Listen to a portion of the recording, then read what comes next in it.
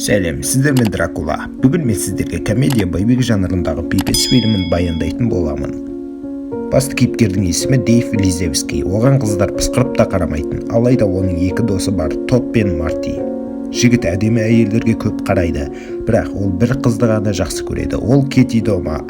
Оның анасы кухняда аневризмнан өледі. Содан кейін ол жігіт мамасы үшін кек алатынын айтады және қаһарман болуға деген мотивациясын ашады. Арада жарты жыл өтеді, ал Дейвтің өмірі еш өзгеріссіз жалғаса береді. Комикстер магазинінде Дейвқа барлығы неге супергерой болғысы келмейді деген ой келеді. Достары оған қабілетің мен қалтаңда ақшаң болмаса бұл пайдасыз дейді. Сол моментте магазинге мықты гангстердің баласы келеді. Дейв оған бұзақылықпен айналыспауды айтпақшы болады. Бірақ оның жанында оққағары бар еді. Сол себепті ол қорқып айта алмады. Отвали.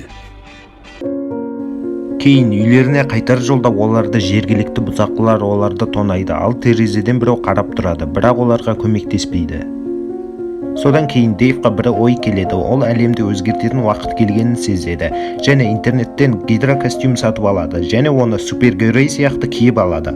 Содан көшеде кетіп бара жатқанда машинаны тонамақшы болып жатқан өткендегі бұзақыларды көреді. Дейв оларды көріп бірден шошып кетіп тығылып қалады, және өзінің сатып алған костюмін киіп оларға барады. Дейв оларды айырып тастайды, бірақ бұзақылардың біреуі оның ішін пышақпен кесіп қояды. Дейв қансырап кетіп бара жатқанда оны көлік қағып кетеді. Және ауруханаға бара жатқан жолда скорилерге оның қабілеті және костюмі туралы ешкімге айтпауын өтінеді. Біраз күннен кейін Дейв ауруханадан шығады, оның біршама сүйектерін металдық пластиктермен алмастырады. Кейін түнде Дейв бағанада тұрған мысық жоғалды деген жарияны көреді. Дейв ол мысықты плакаттың басынан тауып алады, және ол мысықты құтқарам деп құлап кетеді. Құлап жатқан кезде бұзақылардан қашып келе жатқан жігіт оған сүрініп жығылады. Дейв ол жігітке көмектесіп баскесерлермен төбелесе кетеді. Дейв біреуге полиция шақыр дейді, ал ол жақын тұрған кафеге барып сыртта супергерой бандиттермен төбелесіп жатыр деп айтады.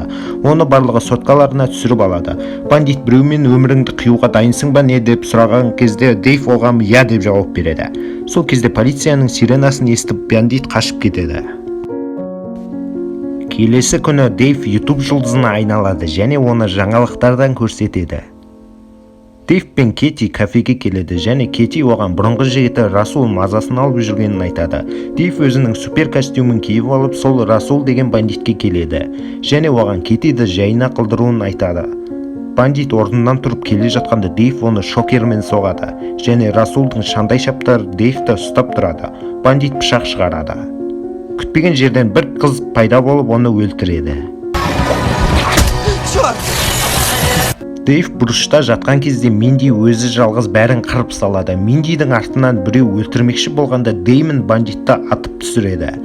Минди әкесіне рахмет айтқандай болып бандиттердегі барлық ақшаны алып кетеді. Я убивашка. Және бірінші бөлімін осы жерден аяқтаймын. Келесі бөлімін көргілеріңіз келсе арнаға тіркеліп достарыңызға таратып көп лайк жинап тастайық. Сол кезде жалғасы шығады.